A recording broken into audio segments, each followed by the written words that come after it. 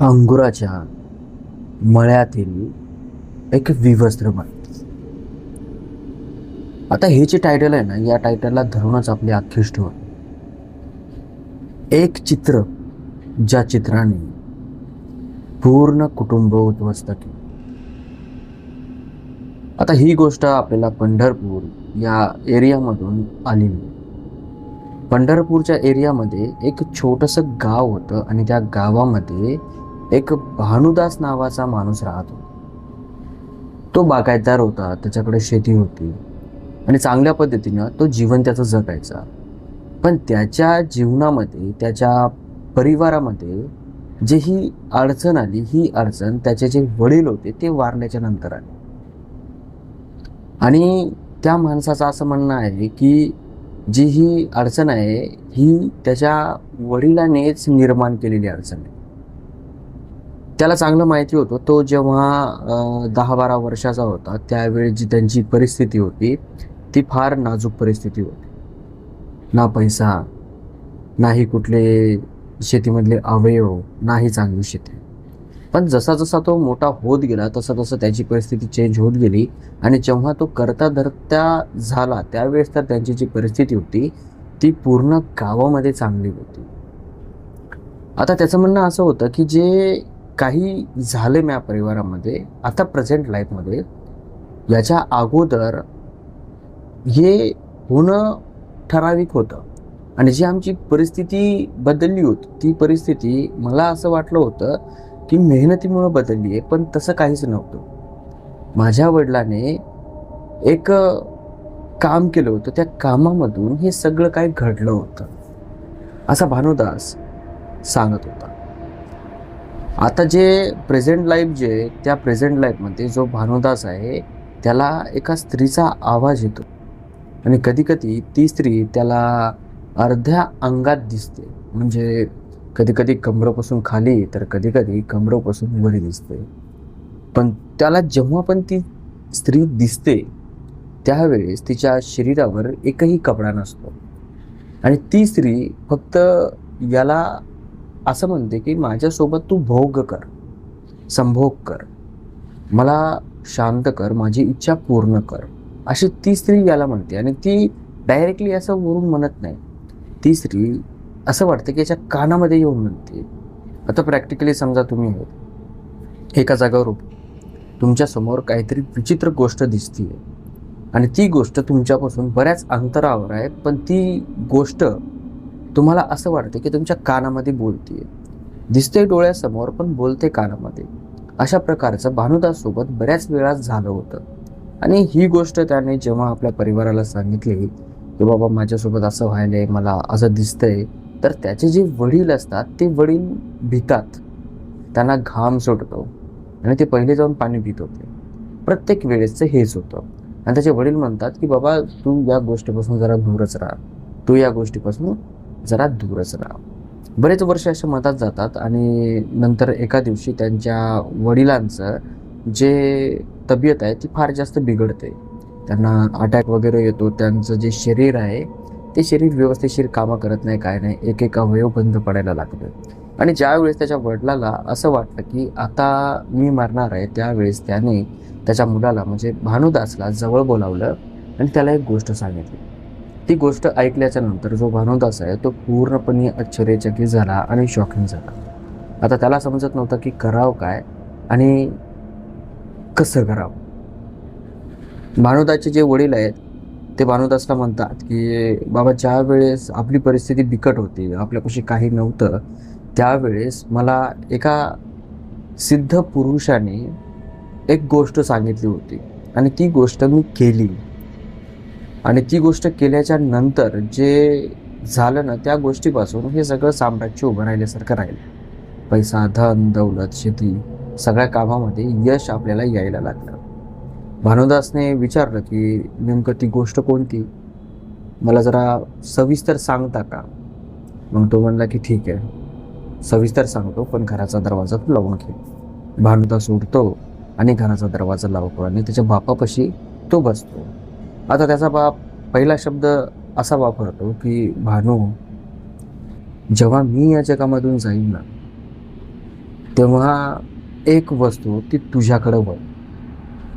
जेव्हा तू या जगामधून जाशील ना, तेव्हा तुझी जी संतान होईल, मुलगा, ती वस्तू त्याच्याकडे वळेल. आणि जर तुला मुलगी झाली आणि तुला मुलगा झालाच नाही, तर तिथं मात्र सुटशील. पण मी गेल्याच्या नंतर ही वस्तू तुझ्याकडे येईल आणि तुला या वस्तूला परिपूर्ण जे पाहिजे ते द्यावं लागेल.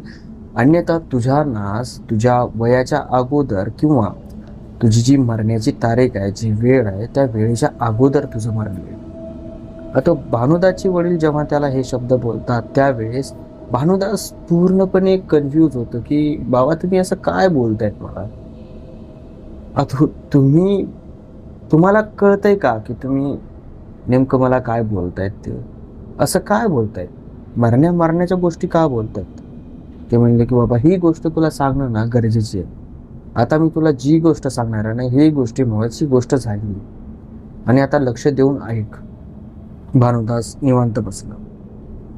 त्याचे वडील म्हणतात की मी ज्या वेळेस 30 वर्षाचा होतो, 34 वर्षाचा, त्यावेळेची ही गोष्ट आहे. आता त्यावेळेची परिस्थिती एवढी बेकार होती ना की त्यावेळेस किलो अन्नधान्य विकत आणावं लागायचं आणि ते जात्यावर दळून खावं लागायचं. आणि कधी कधी तर तेही पोटभर भेटायचं नाही. जी शेतीवाडी होती त्याच्यामध्ये खूप जास्त पाणी साचून राहायचं. त्या कारणामुळं शेतामध्ये कुठलंही पीक यायचं नाही. पहिल्या वेळेस बरसाती खूप जास्त असायच्या आणि इकडून तिकडून पीक चांगलं आलं तर ते जनावरं खायचे जंगलामध्ये. जे मोकाट जनावरं असतात ते, त्यांना किती जरी राखलं, काही जरी झालं तरी काही ना काही अडचणी यायची, मजा यायची. आता ही जी परिस्थिती होती ना, या परिस्थितीला मी फार त्रासून गेलेलो होतो. आता हे जी स्टोरी सांगतोय ना मी, ही स्टोरी भानुदासचे वडील भानुदासला सांगायचे. आता ते मी तुम्हाला माझ्या हिशोबानं सांगतो. तर असे भानुदासचे वडील म्हणायला लागले. आणि वारंवार डोक्यामध्ये एकच प्रश्न की आता समोर काय. लेकरं, बायको, आई वडील, या सगळ्यांची जिम्मेदारी माझ्यावर ऐकल्यावर मला काय समजत नव्हतं काय करावं आणि काय. आणि जे लोकांच्या कामाला मी जात होतो त्यानं काय जास्त निवारा होत नव्हता. शेती घरी भरपूर होती पण पिकत नव्हती आणि न पिकल्यामुळं घर चालत नव्हतं आणि घर न चालल्यामुळं मला बाहेर काम करावंच लागायचं. तर अशा पद्धतीनं थोडीशी त्यावेळेस अडचण होती. एक दिवस होता ज्या दिवशी मला चांगलं आठवतंय की मी बाजरीची भाकर जी की एकच झाली होती आणि जेवायचं मी आणि माझी बायको राहिलो होतो. माझ्या बायकोने मला ती जी बाजरीची भाकर राहिली होती ती बांधून दिली आणि त्याच्यावर कच्च्या मिरच्यांचा ठेसा वाटून दिला. मी ती एक बाजरीची भाकर घेऊन कामाकडे निघालो. आता ज्या जागेवर जायचं होतं तिथं पोहोचायला थोडा वेळ लागणार होता आणि वेळ भरपूर होता. पण एनी टाईम माझ्या डोक्यामध्ये घरचे विचार, परिस्थितीचे विचार हे मला फार परेशान करायचे. बघा ते असतं ना की जे एखादा माणूस ओव्हर थिंकिंग करतो त्यावेळेस त्या माणसाच्या डोक्यामध्ये अलग अलग प्रकारचे प्रश्न येतात, अलग अलग प्रकारचे विचार तो माणूस करतो. सेम त्या प्रकारे भानुदाचे वडील सुद्धा तसेच विचार करायचे. मग एका जाग्यावर मी एका झाडाखाली बसलो. निर्जन जागा होती, तिथं कोणी आसपास जास्त थांबत नव्हतं. कधी कधी डोक्यामध्ये विचार यायचा की यार हे जीवन ना संपवून टाकावं, फार त्रासदायक होतं. तर तिथं बसलो होतो एका झाडाखाली निवांत विचार करत. डोक्यामधले काही विचार जात नव्हते. तेवढ्यात माझ्या कानावर एक आवाज आला. असा अडखळत आवाज आला. मी इकडे तिकडे बघितलं, मला कुणीही दिसलं नाही. आवाज परत आला आणि तो आवाज आल्याच्या नंतर मी पाठीमागं वळून बघितलं तर एका भोंड्यावर एक व्यक्ती बसलेला होता आणि तो तिथून मला आवाज देतोय, "ए अय बाबा, ए ए" असा.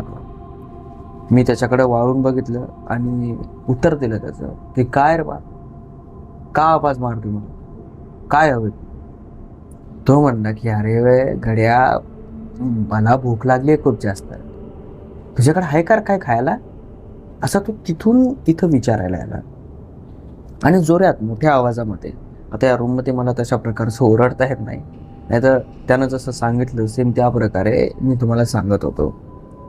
तर हा म्हणला की बाबा माझ्यापाशी नाही आहे खायला काही, तू जा. आता याच्यापाशी एकच भाकरी होती आणि ती पण बायको उपाशी राहून बायकोनं दिलेली होती.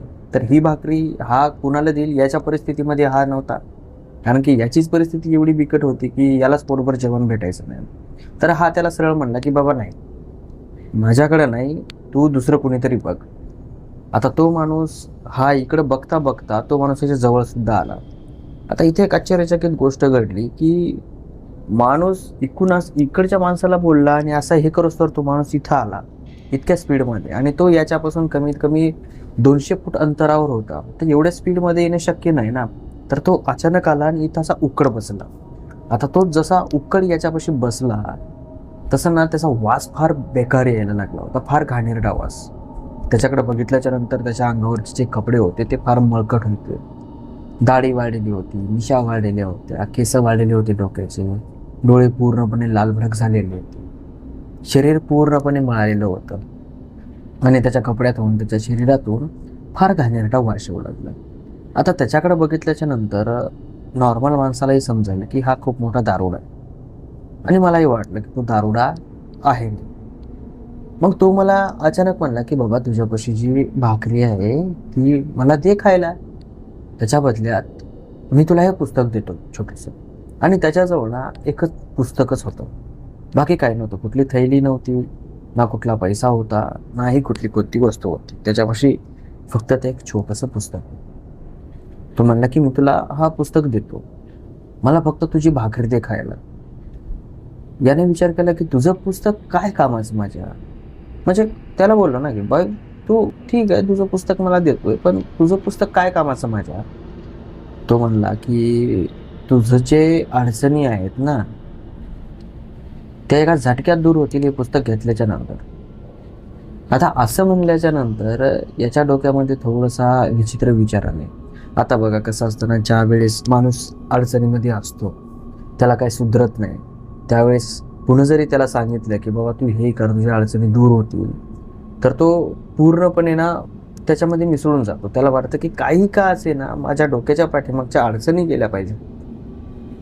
तर त्याच्याही डोक्यामध्ये आलं की असं काय आहे या पुस्तकात, आणि त्याला विचारलं की बाबा तुझ्या पुस्तकामध्ये असं काय आहे.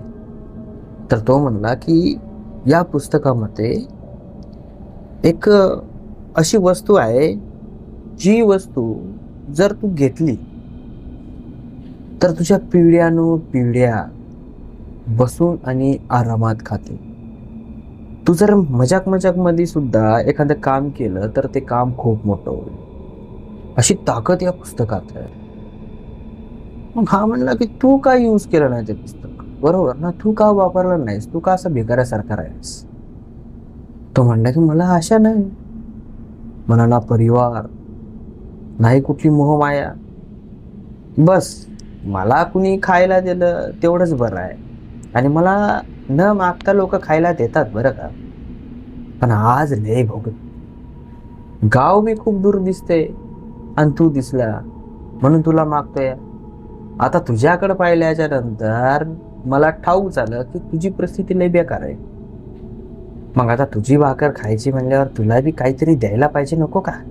हा नको. त्या माणसाचं असं बोलणं. तो माणूस म्हणला की बघ, मला जर परिवार असला असता, बायको असली असती, लेकरू असलं असतं किंवा मुलं असले असते, तर मी ही गोष्ट घेतली असती, वस्तू घेतली असती आणि लाईफ सेट झाली असती माझी, माहितीये. पण माझ्याजवळ तसलं काही नाही रे, म्हणून तू घेऊन टाके. आता त्याचं असं बोलणं ऐकल्याच्या नंतर हा पूर्णपणे कन्फ्यूज झाला आणि यांनी विचार केला की चला ठीक आहे, आपण असंही ना अर्ध्या पोटाने उपाशी मरतोय, जाऊ दे ना, याला देऊन टाकूयात. आणि या जो बोलतोय हे जर एखादं खरं ठरलं तर याने त्याला त्या बाजरीची भाकर दिली. आणि हा देता वेळेसच म्हणलं की बघ बाबा, माझ्याजवळ काय लई VIP खाणं नाही आहे, लई चांगल्या लोकांचं असतं ना तशा प्रकारचं खाणं नाही आहे. कच्चा मिरच्यांचा ठेसा आहे आणि बाजरीची एकच भाकर आहे, आणि ती बी खूप पातळ आहे, त्याच्यात बी तुझं पोट भरणार नाही. तो म्हणला की अरे ती लय भूक लागली आहे म्हणजे, एवढ्यावर जरासा आधार होईल, एवढ्यावर मी गावात तरी जाईल, गावात गेल्यावर काय असतं खातच मग कोणाचं बी, हिसकावू म्हणा, उष्ट म्हणा, लोक देतात, मी खातो. मग याने त्याला बाजरीची भाकर दिली आणि त्याने याला ते छोटंसं पुस्तक दिलं. त्या पुस्तक फार मळालेलं होतं, त्याचे जे कवरा वगैरे होते त्या फाटलेल्या होत्या आणि पुस्तकाच्या 4 घड्या केलेल्या होत्या. पुस्तक होतं असं आपलं ईदभर असल्यासारखं, त्याची मूड पोहून 4 घड्या केलेल्या होत्या. आणि ती पुस्तक तो जो भिकारी आहे तो आपल्या हातामध्ये ठेवायचा असं. त्याने ते डायरेक्ट असं देऊन टाकलं त्याला. याने जेव्हा ते हातामध्ये घेतलं आणि त्याला विचारलं की आता याच्यातून मी वस्तू कशी काढू बाहेर, तो भिकारी म्हणला काहीच नाही करायचं, फक्त एक काम करायचं, या पुस्तकात जे मंत्र दिलेत ना ते मंत्र वाच, पण ते बी अर्ध्या राती वाच. जर तू असं केलास तुला एक आवाज येईल, मग तो आवाज पहिल्यांदा तुला विचारल की तुला काय पाहिजे, मला तू का बोलावलं. तेव्हा तू त्याला सांग मला धन पाहिजे, दौलत पाहिजे की काय पाहिजे. मग तो आवाज तुझी पूर्ण इच्छा पुरी करतो. पण मग त्याच्यानंतर त्याची इच्छाची बारी, मग तो तुला त्याची इच्छा मागणार की माझी काय इच्छा आहे, मग तू त्याची इच्छा पूर्ण कर. आता हा म्हणला की भाई माझ्याजवळ जर त्याची इच्छा पूर्तीसाठी काही नसेल तर, हा म्हणला की नाही नाही तसं नाही होणार ना, ते ते तेच मागणार जे तुझ्यापाशी आहे, त्याला बाकी काही गोष्टीची गरज नाही रे, फक्त त्याची इच्छा जी आहे ना तू पुरी कर. आणि ते कोणी बी करू शकतं, हां कर कर असा म्हणला आणि तो बाजरीची भाकर घेतला आणि तिथून निघून गेला. त्याने हे पुस्तक उघडलं, बघितलं त्याच्यामध्ये, तर त्याच्यामध्ये 4-5च पानं होते आणि त्या पानावर मंत्र लिहिलेले होते. आता त्या मंत्रामध्ये सुद्धा काही मंत्र अर्धवट होते आणि काही मंत्र पूर्ण होते. आता याला काही समजलं नाही की नेमकं हे काय काय, आणि त्यातले त्यात परत याला जास्त शिक्षणही नव्हतं, याला का फार जास्त वाचता यायचं नाही, हा एकदम असा अनपढ असल्यासारखा माणूस होता. तर हे ते पुस्तक घेतो आणि आपल्या त्या कामावर निघून जातो. जसा कामावर आता याला असं वाचता यायचं बरं का, आ इ उ ई अशा पद्धतीनं वाचता यायचं, याला एकदम वाचता यायचं. तर हा कामावर गेला, काम केलं, काम केल्याच्या नंतर घरी आला, घरी आल्याच्या नंतर याच्या डोक्यामध्ये त्याच गोष्टी फिरत होत्या, त्या भिकारण्याने सांगितलं होत्या त्या गोष्टी. आता हा याच्या बायकोला विचारतो रात्री घरी आल्याच्या नंतर, हा ग आपल्या गावामध्ये एखादा भिकारी आलेला तुला दिसला का. त्याच्या अंगावरचे काही फाटके कपडे होते, दाढी-मिशा वाढलेल्या होत्या, जरा पितळ्या माणसासारखा दिसत होता, दिसला का तुला. ते म्हणले की नाही, असा कुठला भिकारी आला नाही तर, असं काय विचारताय तुम्ही.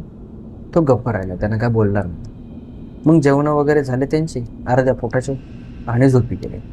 झोपी गेल्याच्या नंतर बायको झोपलेली पाहिली, बाप झोपलेला पाहिला, माय झोपलेली पाहिली. हा उठला आणि बाहेर वरांड्यात येऊन बसला.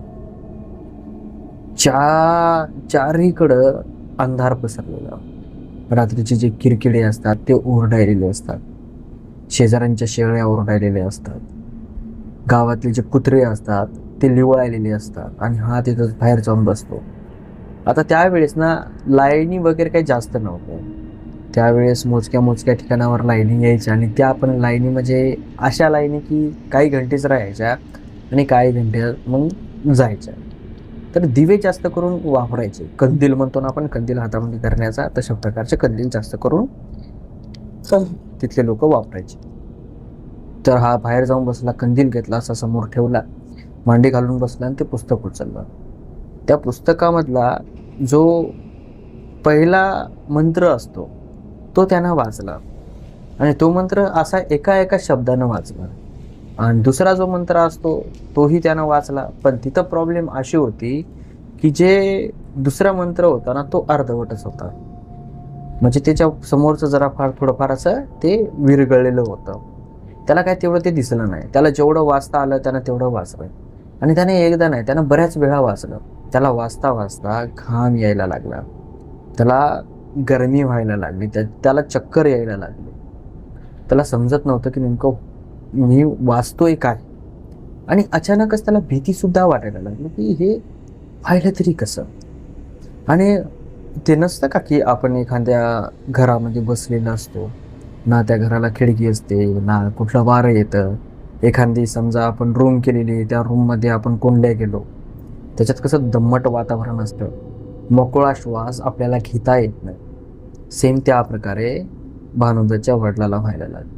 त्याने ते पुस्तक वाचलेलं होतं, त्याने ते पुस्तक घेतलं आणि असं खाली फेकलं. हे काय बेकार गोष्ट आहे, म्हणजे मी काय या नादी लागलो, अशा पद्धतीनं भानुदासला वाटायला लागलं. भानुदास उठतो आणि घरात आपल्या बायकोच्या शेजारी बाजावर जाऊन झोपी जातो. आता बऱ्याच वेळाच्या नंतर त्याला एक स्वप्न पडतं आणि स्वप्नामध्ये तो एका जागेवर बसलेला आहे आणि त्याला एक आवाज येतो एका स्त्रीचा. आणि ती स्त्री म्हणते की तुला काय पाहिजे. आता याने स्वप्नामध्ये तर तिला म्हणलं की मला एक सोन्याचा भरलेला हांडा दे. ती म्हणली हो. आणि याचं स्वप्न तुटलं.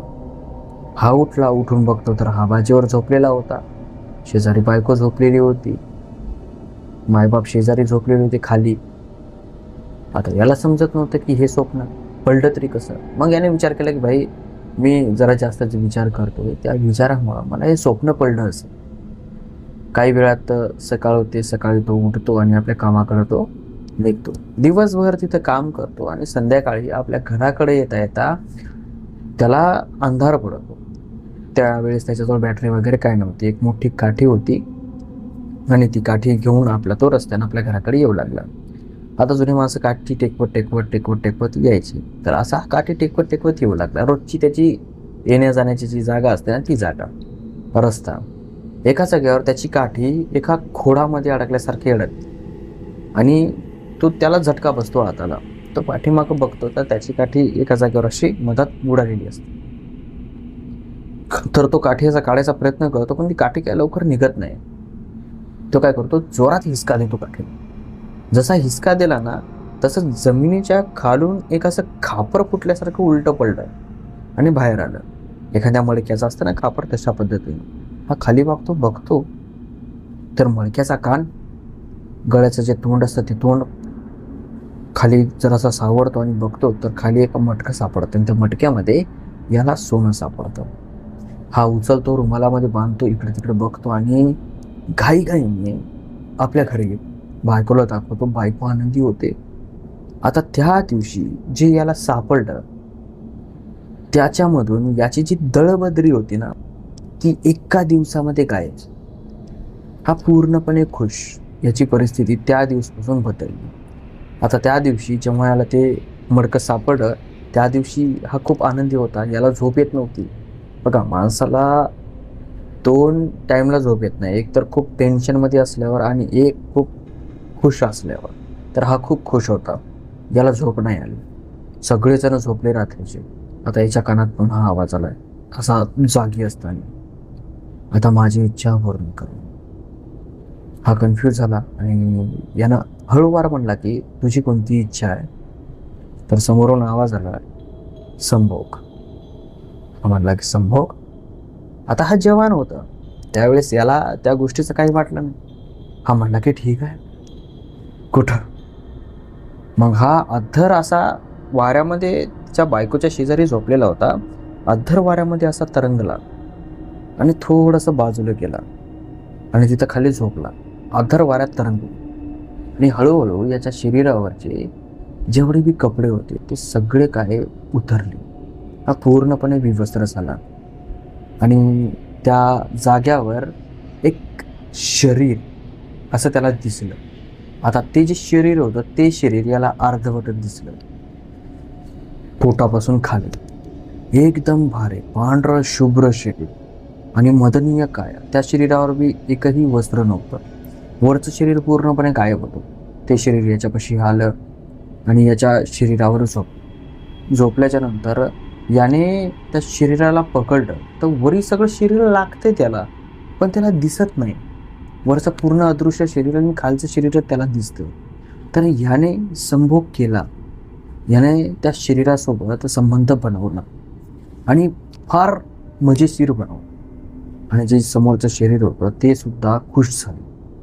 सगळं झाल्याच्या नंतर याने प्रश्न विचारला की तू कोण आणि अशी का दिसतेस. पहिले तर याला घाम सुटला, पण ते शरीर जेव्हा याच्यापाशी आलं, याच्या मनातली जी भीती होती ती एका क्षणामध्ये नाहीशी झाली होती. याला असं वाटायला लागलं होतं की ते जे शरीर आहे त्या शरीराला मी खूप वर्षानुवर्षापासून ओळखतोय.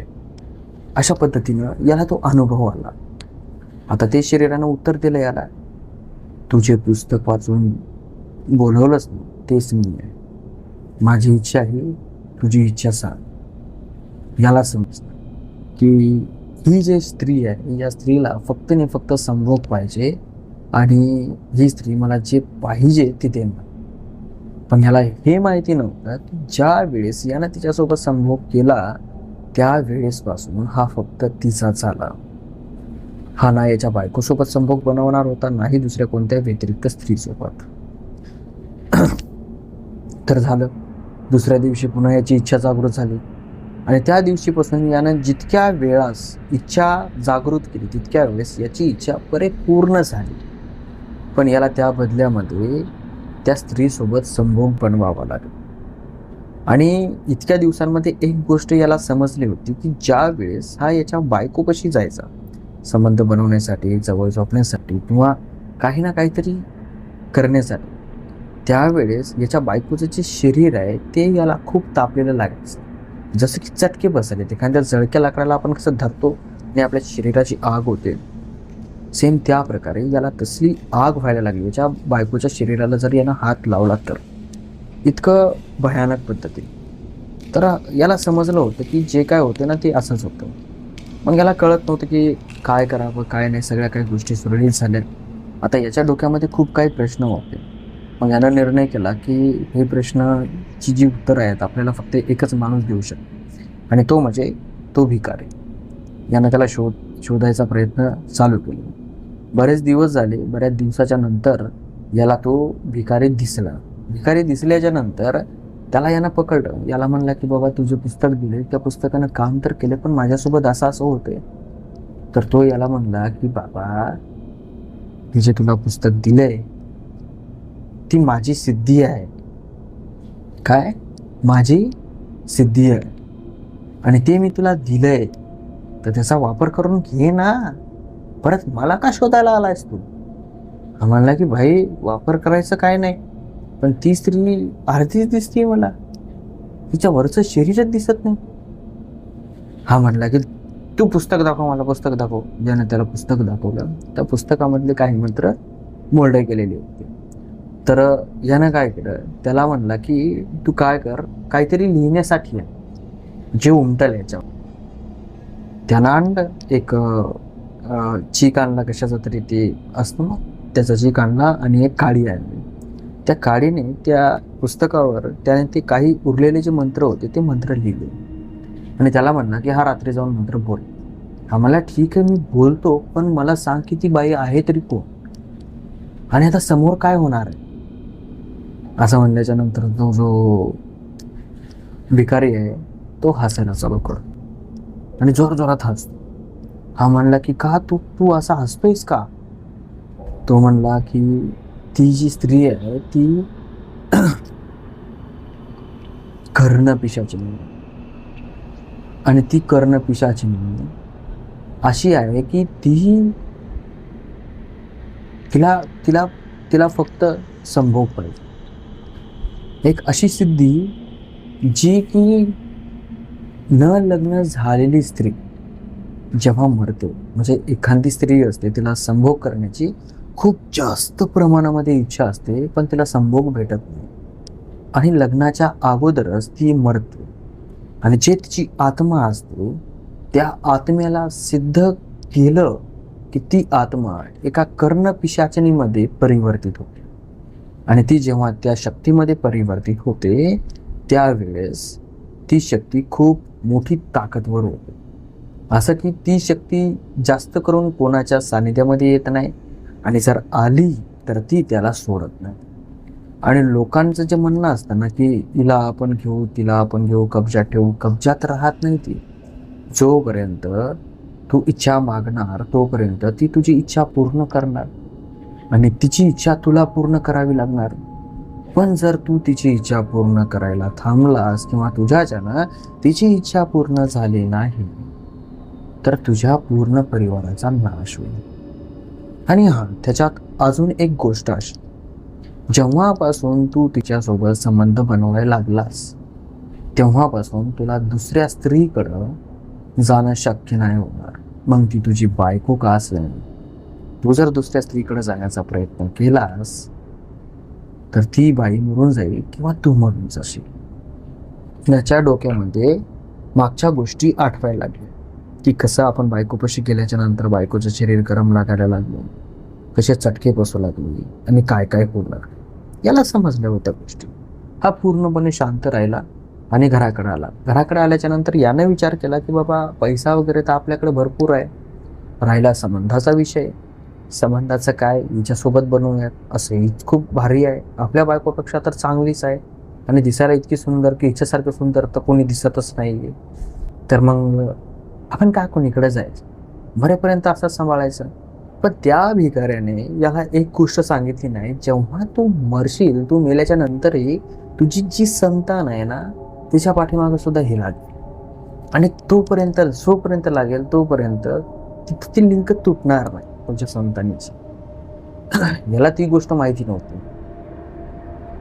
हा घरी आल्याच्या नंतर बरेच दिवस गेल्याच्या नंतर आता वयोमानाच्या नुसार काही गोष्टी बदलतात, काही गोष्टी जास्त होतात तर काही गोष्टी कमी होतात. तशी याची जी शक्ती होती ती कमी व्हायला लागली आणि जी कर्ण पिशाचिनी होती तिची शक्ती वाढायला लागली. आता याला जे मंत्र लिहून दिले होते यानं ते मंत्र पूर्णपणे वाचलेले होते आणि ते मंत्र वाचल्याच्या नंतर तिचे कर्ण पिशाचिनी होते, तिचं जे शरीर होतं ते पूर्णपणे व्हिजिबल झालं आणि ती एवढी देखणी होती आणि एवढी मनमोहक होती की याचं मन नेहमी ती मोहून घ्यायची, नेहमी तिच्याकडे आकर्षित व्हायचं याचं मन. आणि याचं मन तिच्याकडे आकर्षित झालं की हा त्या कंडिशनमध्ये नसला तरी तिच्यासोबत संभोग बनवायचा. आता वरून ती कर्णपिशाचिनी, तिच्यामध्ये अनेक ताकद असतात. याची जरी ताकद नसली किंवा याचं जरी शरीर साथ देत नसलं तरी तिनं काय झाडफूक मारलं की याचा कार्यक्रम चालू, अशा पद्धतीचा यांचा खेळ चालू होता. पण जे बाहेरचं शरीर आहे ते किती दिवस साथ देणार, एक ना एक दिवस तरी बाहेरचं शरीर दमणारच आहे. आणि मग ते दमल्याच्या नंतर जे दुसरं शरीर आहे ते किती जरी हे करून मग याचा फायदा का. असे दिवस यायला लागले. मग दिवस आल्याच्या नंतर याला बाहेरच्या शरीराला त्रास व्हायला लागला. आता याची जी परिस्थिती होती घरची ती फार जास्त चांगल्या पद्धतीनं सुधारलेली होती, बरेच वर्ष झाले होते आणि चांगल्या पद्धतीनं सगळं काही सुरळीत चाललेलं होतं. आणि जेव्हा याची परिस्थिती बिघडली याच्या शरीराची त्यावेळेस मात्र याला प्रॉब्लेम यायला लागले, याला त्रास व्हायला लागला. आणि हा आता त्या स्टेजवर होता ज्या स्टेजवर याला असं वाटलं की आपण आता मरणार आहे. आणि जेव्हा हा मरणार आहे याला असं वाटलं, याचं शरीर थकलं, त्या दिवसापासून याचा जो मुलगा आहे भानुदास त्याला ती स्त्री दिसायला लागली अर्धवट. आणि जेव्हा भानुदास याला सांगायला लागला त्यावेळेस याची जी परिस्थिती आहे ती अजून बिघडायला लागली. आणि हा त्या स्त्रीला म्हणायला लागला की मी आहे ना माझ्या मुलाकडे कशाला. तर ती म्हणली की नाही, मला जावंच लागतं, माझं पोट भरेपर्यंत मला ते काम करावंच लागतंय, अशा पद्धतीचं. आणि तो आता पलंगावर बसलेला होता, झोपलेला होता आणि त्याचा मुलगा त्याच्या पुढे होता. जेव्हा ही गोष्ट त्याने त्याच्या मुलाला सांगितली त्यावेळेस त्याचा मुलगा फार जास्त प्रमाणामध्ये घडला आणि तो म्हणला की आत्ता पण ती स्त्री या रूममध्ये आहे, माझ्याकडे बघती. आता असं म्हणल्याच्या नंतर भानुदास इकडे तिकडे बघतो आणि रूमच्या बाहेर येतो. रूमच्या बाहेर आल्याच्या नंतर याला कळत नव्हतं की आता करावं, खरं मानावं की खोटं मानावं. खोटं म्हणावं तर आपल्याला ती स्त्री दिसलेली आहे, जी स्त्री आपल्या बापानं आपल्याला सांगितलेली की असं असं झालेलं आहे. आणि खोटं म्हणावं, आपलं खरं म्हणावं तर इतकं कसं एक्स्ट्रीम लेवलवरच सत्य असू शकतं. मग त्याने काय केलं, त्याच्या आईजवळ गेलं आणि आईजवळ गेल्याच्या नंतर आईला फक्त त्याने एकच प्रश्न विचारला की आई, वाईट वाटून घेऊ नको, फक्त मला सांग की बाबा आणि तू सोबत आले होते का या 10-12 वर्षामध्ये, 15 वर्षामध्ये? त्याच्या आईच्या डोळ्यात पाणी आलं आणि त्याच्या आई म्हणली की नाही, आम्ही कधी सोबत आलो नाही. त्या दिवशीपासून सुख काय असतं ना, ते सुखसुद्धा मला भेटलं नाही. याला तिथं झटकालं. याला 100% कळालं की हां, असला प्रोग्राम आहे. आणि त्या तेवढ्याच वेळामध्ये जे त्याचे वडील असतात ते एक्सपायर होतात, मरून जातात. आता ते गेल्याच्या नंतर जो भानुदास आहे त्याला सगळ्या गोष्टी माहीत होत्या. त्यानं घरामध्ये कोणाला त्या गोष्टी सांगितल्या नाहीत. आणि आता याची जी सगळी परिस्थिती वगैरे होती ती सुद्धा व्यवस्थितशीर होती, सगळ्या काही गोष्टी चांगल्या होत्या. आणि याला ती गोष्ट माहीत होती की असं असं झालेलं आहे. आणि त्याच्या वडिलांनी याला हेही सांगितलं होतं, जर तू त्याच्यासोबत संबंध बनवले नाहीस, त्याला तुझ्यासोबत येऊ दिलं नाही, तर तुझी परिस्थिती पहिल्यापेक्षाही बेकार होऊ शकते. आणि ऐक, जर असं झालं तर तुला हे करावंच लागेल. आणि जो नाही केलं तर तुझा परिवार पूर्णपणे रोडवर येईल. तुझ्या परिवाराला खाण्यापिण्याला सुद्धा काही भेटणार. आता याच्या वडिलांना असं सांगितल्याच्या नंतर हा थोडासा कन्फ्यूज होता की काय करावं आणि काय नाही. याच्या डोक्यामध्ये नेहमी त्या गोष्टी चालू राहायच्या की आता करावं काय, करावं काय, करावं काय. पण यानं ती हिंमत नाही लावली की त्याच्या वडिलांना जसं केलं तशा प्रकारचे करायचं. कारण की याचा जो जीव होता तो जीव याच्या बायकोमध्ये, लेकरामध्ये, आईमध्ये फार जास्त प्रमाणामध्ये होता. आता वडील मरून बरेच दिवस झाल्याच्या नंतर हा शेतीमध्ये गेला. शेतात गेल्याच्या नंतर जे बगीचा होता, अंगुराचा बगीचा, तर ते अंगूर आले होते, पाहणी करण्यासाठी हा गेला होता. आणि अंगूर तोडणी करायची होती, त्या पिरियडमधली ही गोष्ट आहे. तर भानुदास शेतामध्ये गेला. रात्रीचे 7-7:30 वाजले हो. तो आपल्या मोटरसायकलवर बसला आणि आपल्या घराकडे निघाला. जसा तो घराकडे निघाला तसा त्याच्या लाईटमध्ये त्याला कुणीतरी येताना दिसलं. तो थांबला. तो थांबल्याच्या नंतर गाडीचा लाईट पूर्णपणे त्याच्यावर असा दाबलेला होता. जे कोणी पण तिकडून येणार होतं ते. एक लाल साडी घालून स्त्री त्याच्या रस्त्यामध्ये येऊन उभी राहिली. आणि ती स्त्री याच्याकडे बघून खूप मनमोहक इशारे देत होती. पण हा थोडा स्ट्रॉंग होता. याचे विचार वेगळे चालू लागले, याच्या मनात वेगळं चालू लागलं. आणि याचं शरीर पण फार याच्या म्हणजे ताब्यात असल्यासारखं होतं. आणि त्या समोरच्या स्त्रीने बघता बघता याच्या समोर ते पूर्ण निर्वस्त्र झाले, विवस्त्रच, पूर्ण कपडे काढून टाकले त्याने त्याच्या शरीरावरचे. ते पाहिल्याच्या नंतर भानुदासला राहावलं. तो तिच्या जवळ गेला, तिच्या शरीराला त्याने हात लावला. जसा हात लावला याचे डोळे फिरले. याला वाटलं की बाप रे बाप, काय खतरनाक. आणि हा जसं काही करायला जाणार की याचे विचार, याचे डोकं, ते काय म्हणा, देवाची बुद्धी म्हणा की देवाचा सहारा म्हणा, याला ते असं सगळं जाणवलं की हे सगळं जे काय आहे ना खूप भयानक आहे. आणि जेव्हा हा दूर झाला तेव्हा तिची समोरची स्त्री आहे ती रागावली, ती चिडली. आणि ती चिडल्याच्या नंतर खूप जोरजोरामध्ये ओरडायला लागली. ओरडणं म्हणजे असं नॉर्मली नाही, ओरडणं इतकं भयानक किंचाळणं की तिचा जो आवाज आहे तो कर्कश आवाज ऐकू येतो. आणि तिचं जे सौंदर्य आहे, जे याला भानुदासला दिसलं होतं, ते एका सेकंदामध्ये बदललं होतं. आणि इतकं बेकार आणि इतकं राक्षसी वृत्तीचं दिसत होतं की याची सगळी पातळ झाली. हा गडबडीने उठला, जिकडं रस्ता दिसेल तिकडं पळत सुटला. कसा बसा घरी आला. घरी आल्याच्या नंतर थंडगार पाण्यानं आंघोळ केली, देवापाशी गेला आणि देवाच्या देवपाटापाशी बसला जाऊन. तो तिथून उठेच नाही. त्याची बायको त्याच्या जवळ आली. त्याला म्हणायला लागली की अहो काय झालं, तुम्ही इथं का बसलाय, असं का बसलाय तुम्ही, हे काय ही बसण्याची, आणि तुम्हाला झालंय काय, तुम्ही इतके असे का केले तुम्ही. त्याने जे काय झाले ते सगळं काय सांगितलं. आता त्याच्या बायकोला काय कळत नव्हतं की माझा नवरा बोलतोय तरी काय. मग त्याच्या बायकोने त्याच्या माहेरामध्ये फोन केला तिच्या वडिलाला सगळी गोष्ट सांगितली. तिच्या वडिलाचा एक मित्र होता, त्या मित्राला त्याच्या वडिलाने सांगितलं, त्या मुलीच्या वडिलांनी त्याच्या मित्राला की बाबा आमच्या जावयासोबत असल्या प्रकारचे प्रॉब्लेम होते, तर काय करायला पाहिजे. तो म्हणला की त्यांना इकडे घेऊन या, आपण सविस्तर विचारपूस करूया काय झालंय आणि काय नाही. तर दुसऱ्या-तिसऱ्या दिवशी भानुदासला घेऊन त्याची बायको माहेराला जाते आणि त्या माणसाजवळ जाऊन ते विचारपूस करायला लागतात. भानुदास सांगतो की माझ्या वडिलांना असं असं केलं होतं आणि हे सगळं झाल्याच्या नंतर जे काही आहे ते मला आता दिसतंय.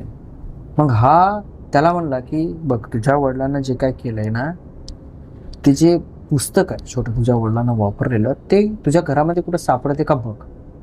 आता भानुदासला आठवलं की वडिलाची एक पेटी आहे, त्या पेटीमध्ये बरेच पुस्तकं ठेवलेली होते त्याच्या वडिलांनी. आता ते पुस्तकं असे होती की समजा फार असे हे नुसती आणायचे ठेवायचे अशा पद्धतीची पुस्तकं होती.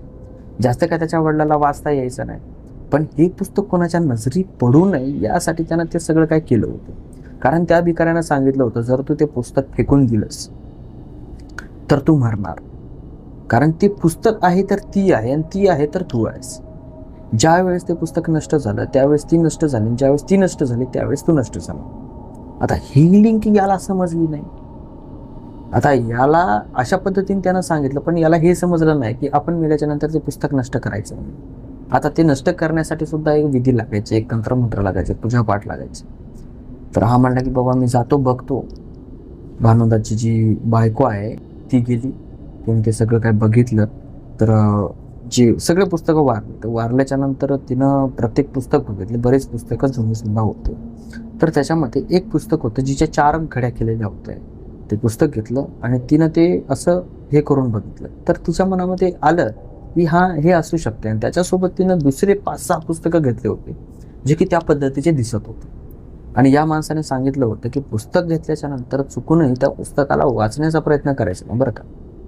फक्त वरून बघायचं, सगळ्यात जुनं पुस्तक असेल, फाटकं तुटकं असेल ते घेऊन यायचं. ते रिसनं 5-6 पुस्तकं त्या पुस्तकाला मिळून घेतली, आपल्या थैलीमध्ये टाकली. आता ही जशी बाहेर आली, जशी गाडीमध्ये बसली, तशी हिच्या गाडीचे 4ही टायर पंक्चर झाले, एकोएक. जो ड्रायव्हर आहे तो खाली उतरला, त्यानं बघितलं. तो म्हणला की मॅडम सगळं काय पंक्चर झाले नाही, कसं जायचं आपण.